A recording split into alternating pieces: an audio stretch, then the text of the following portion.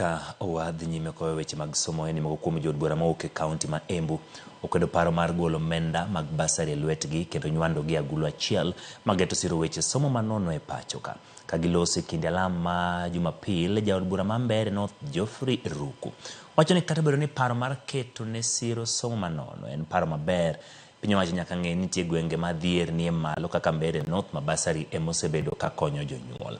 Kindeno jaod bura ma Manyatta Gitonga Mukunji okoni oko obisiro paro mabiro tero omenda ne migawo mar somo kowacho ni jopuonjre mathoth biro bedo kod pek e yudo omenda go mabiro siro sombgi.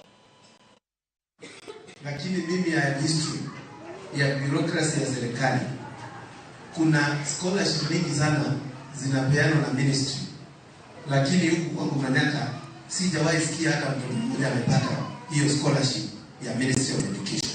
What I propose is this: kama kuna maneno ya kuleta basari zote pamoja ili shule zote zikuwe free of charge, me I support 100%. Mashule zikuwe free, watoto wetu wasome bila kuulizwa hata shilingi moja.